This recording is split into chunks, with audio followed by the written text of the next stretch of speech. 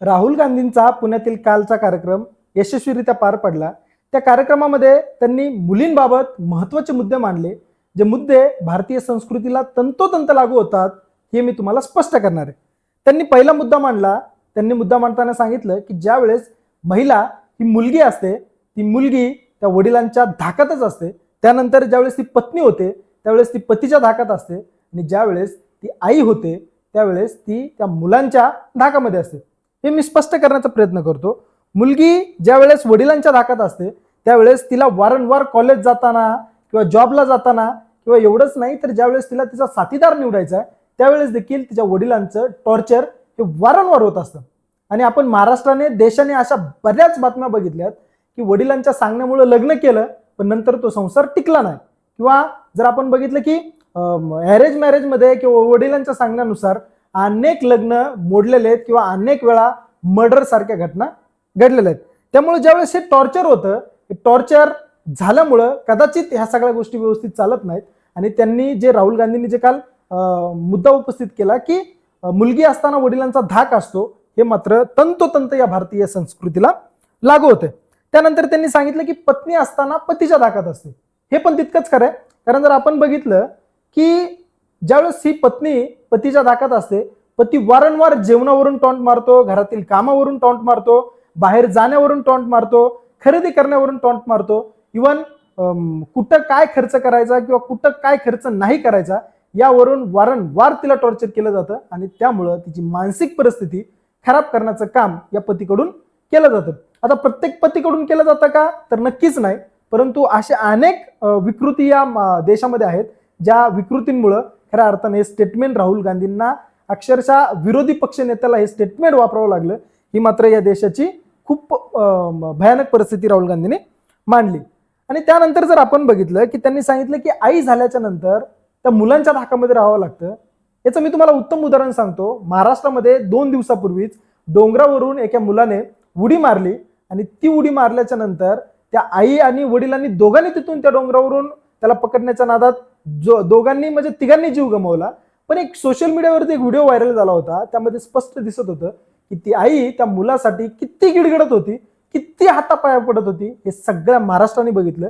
त्यावरून हे स्पष्ट होतंय की आई झाल्याच्या नंतर ती आई फक्त आणि फक्त त्या मुलांच्या धाकामध्ये असते.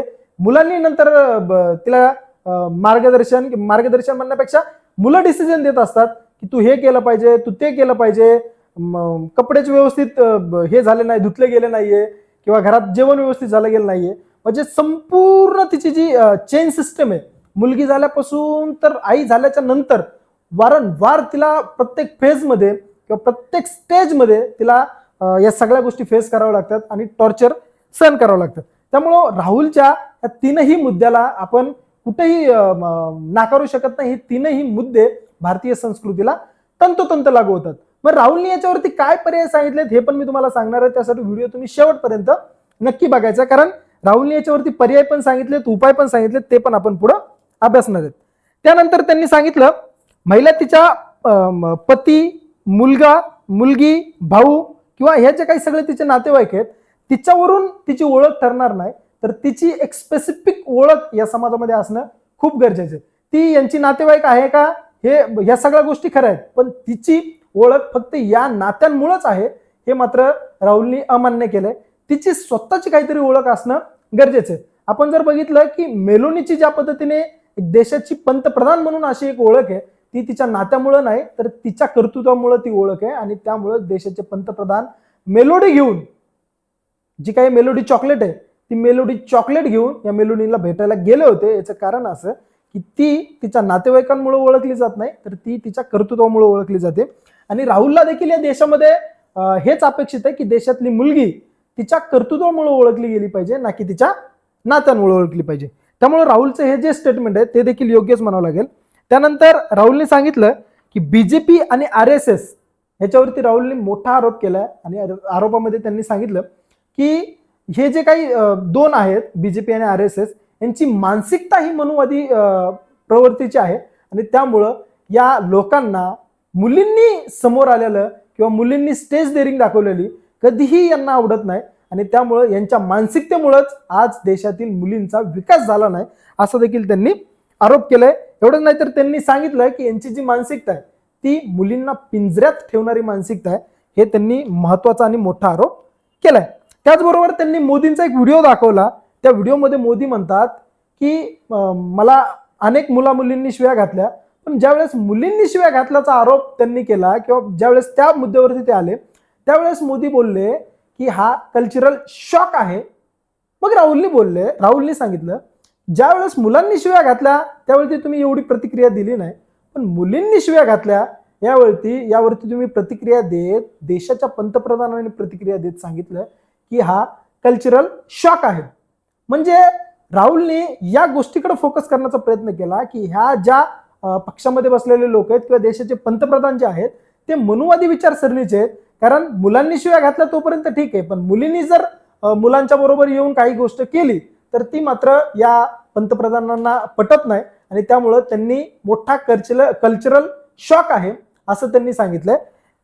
आणि मग राहुलने या गोष्टीकडे लक्ष देत सांगितलं की मुली जर प्रत्येक क्षेत्रामध्ये पुढे असतील, त्यांनी बोलताना हे पण सांगितलं की एक मुलगी बोलत होती की मुझे बरसों से ये लोग गाली देते हैं, मैं पीछे नहीं हटता हूँ. राहुल ने हे पण सांगितलं की मुझे भी बरसों से लोग गाली दे रहे हैं, मैं भी पीछे नहीं हटता हूँ. लोग मतलब ये लोग जो बीजेपी में बैठे हैं या जे राहुलला ट्रोल करण्याचा प्रयत्न करतात ते लोक, सामान्य जनता नाही. तर मोदींच्या या कल्चरल शॉकमुळं खरंच आपण त्यांचा माइंडसेट जाणून घेण्याचा प्रयत्न करू किंवा माइंडसेट खरंच त्या पद्धतीचा आहे का हे स्पष्ट होताना दिसते. कारण मुलींनी काय बोलल्याच्या नंतरच मोदी कल्चरल शॉक मध्ये गेले होते किंवा कल्चरल शॉक ह्या गोष्टीला त्यांनी नाव दिलं. मग नक्कीच मुलींनी या सगळ्या गोष्टीमध्ये पुढे आलं नाही पाहिजे का, या बाबतीत त्यांचा माइंडसेट आहे असं तुम्हाला वाटतंय का, हे कमेंट बॉक्समध्ये आम्हाला नक्कीच कळवा. नक्कीच या सगळ्या गोष्टीतून आपल्याला हे समजतंय की देश कुठंतरी आता युएस स्ट्रक्चरकडे जाण्याच्या दिशेने वाटचाल करतोय. आणि का आपण युएस स्ट्रक्चरच्या दिशेने वाटचाल करू नये?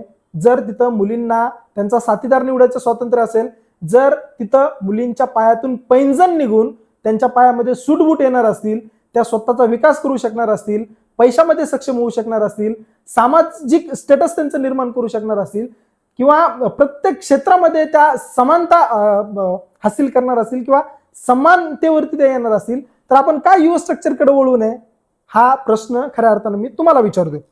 आणि नक्कीच या सगळ्या गोष्टींवरून आपण जर बघितलं की राहुलचा जो कालचा कार्यक्रम होता तो मुलींच्या स्वातंत्र्यावरती भर देणारा होता. महिलावरील हिंसा ही केवळ शारीरिक हिंसा नाही, तर महिलावरील हिंसा ही आर्थिक हिंसा किंवा त्यांना समान संधी न देणं किंवा संधी नाकारणं ह्या गोष्टी देखील महिलांची हिंसाच्या प्रकारात मोडतात असं राहुलने सांगितलं. आणि का मोडत नाहीत? जर महिलांना आर्थिक सक्षम आपण बनवलं नाही किंवा महिलांना आर्थिक सक्षम होण्यासाठी जॉब आपण दिले नाही किंवा त्यांना समानता आपण दिली नाही, त्यांना संधी आपण दिली नाही, तर शारीरिक पिळवणुकीपेक्षा भयानक ही मोठी पिळवणूक असणार आहे. जर त्यांना आपण आर्थिक सक्षम बनवू दिलं नाही, त्यांना जर आपण संधी नाकारल्या, तर शारीरिक पिळवणूक केवळ 5 ते 10 मिनिटाची असणार आहे. पण त्यानंतर जर समजा ही आर्थिक किंवा सामाजिक जर स्टेटस आपण त्यांना नाकारलं तर ही त्यांना जन्म लागलेली कीड आपल्याला म्हणता येईल आणि ती मात्र पिळवणूक खूपच मोठी असणार आहे. त्यामुळे राहुलनी भर फक्त शारीरिक हिंसेवरतीच केला नाही, तर त्यांनी समाजामध्ये त्यांचं स्टेटस निर्माण करायचंय ह्या सगळ्या गोष्टीवरती त्यांनी भर दिला. आणि आणखीन एक गोष्ट तुम्ही नोटीस करा, राहुल ज्या पद्धतीने बोलत होता त्याच पद्धतीने गेल्या काही वर्षापूर्वी देशामध्ये ह्या महाराष्ट्रामध्ये महात्मा फुले असतील, सावित्रीबाई फुले असतील, हे या सगळ्या मुद्द्यांवरती बोलत होते. आणि त्यांनी जो शर्ट वेअर केला होता पिवळ्या कलरचा, तो अनेक मेसेज या महाराष्ट्राला देऊन गेलाय. आणि त्यावेळेस देखील महात्मा फुलेंना, सावित्रीबाई फुलेंना या पुण्यामधल्या काही मनुवादी लोकांनी नाकारलं होतं, पण आज त्यांचाच मोठ्या प्रमाणामध्ये गवगव होतोय. तर राहुलला देखील काही लोक नाकारण्याचा प्रयत्न या कार्यक्रमाच्या नंतर करतील, अनेक टीका देखील करतील की मुलींना पुढे आणून धर्मभ्रष्ट केला, मुलींना सामाजिक स्टेटस देऊन धर्मभ्रष्ट केला, धर्मामध्ये छेडछाड केली, जसं महात्मा फुलेंना काही मनुवादी लोक बोलत होते तशाच प्रकारचे स्टेटमेंट राहुल बाबतीत देखील येऊ शकतात. पण त्यानंतर काही वर्षानंतर राहुलचा गवगवा या देशामध्ये केला जाईल हे मात्र तितकंच खरं. हे सगळे त्यांचे विचार जर आपण बघितले तर हे सगळे तंतोतंत विचार या देशातील सामाजिक स्टेटसला लागू होतात किंवा सामाजिक जी काही आता संस्कृती आहे भारताची त्या संस्कृतीला तंतोतंत लागू होतात. पण यावरती बीजेपीच्या काही लोकांनी सांगितलं की हा जो काही कार्यक्रम आहे तो कार्यक्रम छात्रों की गूंज नसून हा कार्यक्रम पैसों की गूंज होता. आणि त्याचं त्यांनी उदाहरण देत सांगितलं की या कार्यक्रमाला अनेक इन्फ्लुएन्सरला पैसे देऊन बोलवलं होतं, पण खऱ्या अर्थानं आम्ही देखील त्या कार्यक्रमामध्ये गेलो होतो. तासोन तास त्या कार्यक्रमामध्ये राहुलची वाट बघितली. त्यानंतर एक व्हिडिओ पण मी चॅनलवरती पोस्ट केला की राहुल फक्त मुलींबाबतीत बोलले, मुलांबाबतीत काही बोलले नाही. आणि तो एक आमच्यामधला जोश होता की राहुलनी आमच्याकडे एकदा बघावं, राहुलनी आमच्याकडे बघून किमान हात करावा किंवा मुलांना एकदा तरी काहीतरी बोलावं. जोपर्यंत अर्धा कार्यक्रम होता तोपर्यंत राहुल काही बोलले नव्हते, त्यामुळे मी तो व्हिडिओ पोस्ट केला. पण राहुल मला कमेंट आल्या की राहुल कार्यक्रमाच्या शेवटी काहीतरी बोलले, तर नक्कीच त्यांचं स्वागत आहे आणि आमच्या व्हिडिओची देखील राहुल दखल घेतील हे देखील तेवढंच खरं. पण शेवटी राहुलने एक महत्वाचं स्टेटमेंट त्यांनी वापरले. ते स्टेटमेंट खूपच महत्वाचं आहे. Be loud, be proud and fight for your space in society. या स्टेटमेंटमध्ये खूप मोठी क्रांती घडणार आहे हे मात्र नक्कीच. कारण मुलींना त्यांनी मेसेज दिलाय की आता पितृसत्ताक जी व्यवस्था आहे ती तुम्ही मोडकळीस काढायची आहे आणि तुम्ही तुमचं स्वतःचं स्टेटस निर्माण करण्यासाठी, अस्तित्व निर्माण करण्यासाठी सोसायटीमध्ये जो स्पेस आहे त्यासाठी तुम्हाला, तुमचा जो स्पेस आहे त्यासाठी तुम्हाला फाईट करायची आहे. आणि आपण जर बघितलं की काही दिवसापासून सीजेपीचं जे आंदोलन या देशामध्ये झालं तेव्हापासून बीजेपीला घाबरणं या भारतीयांनी बंद केलंय. नाहीतर पूर्वी या बीजेपीच्या विरोधात जर कोणी बोलायचं तर हिम्मत होत नसायची.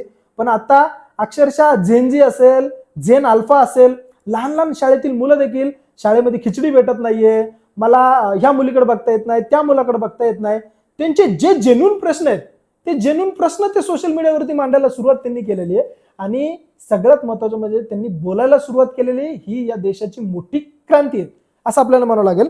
आणि याला मी क्रेडिट देतो की कुठंतरी सीजेपीचा जन्म झाला.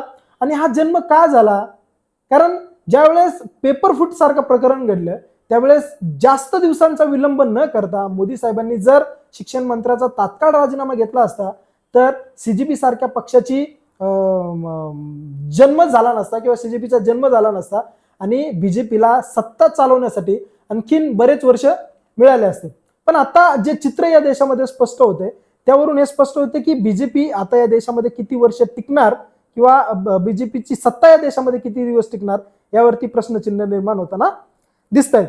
जर बीजेपीने ह्या सगळ्या गोष्टींकडे लवकरात लवकर लक्ष दिलं असतं तर कदाचित या सीजेपी सारख्या पक्षाची निर्मिती झाली नसती आणि देशामध्ये जे राजकारण आता किंवा जे समाजकारण चालू आहे ते बीजेपीसाठी खूपच धोकादायक राजकारण निर्माण झालेले. ते राजकारण या देशामध्ये निर्माण झालं नसतं जर बीजेपीने तात्काळ या शिक्षण मंत्र्याचा राजीनामा घेतला असता तर. बाकी आणखीन बीजेपी बाबतीत भरपूर मुद्दे जे आपण पुढच्या व्हिडिओमध्ये किंवा येणाऱ्या व्हिडिओमध्ये मांडणार आहेत. पण या सगळ्यावरून हे जाणवतंय की राहुल जर जिंकला तर मनुवाद हारणार आहे.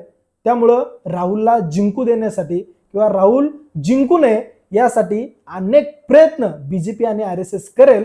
कारण जर मनुवाद हारला तर मात्र बीजेपी देशातून संपणार आहे. बाकी या राहुलच्या कार्यक्रमाबाबतीत अधिक जर जी काही तुमच्याकडे माहिती आहे ती कमेंट बॉक्समध्ये आम्हाला नक्कीच कळवा. या रिपोर्टवरती तुमचं काय मत आहे कमेंट बॉक्समध्ये नक्कीच कळवा. आणि अनेक जे व्हिडिओ येणार आहेत ते देखील पाहण्यासाठी क्रांती न्यूजला फॉलो नक्की करा. धन्यवाद.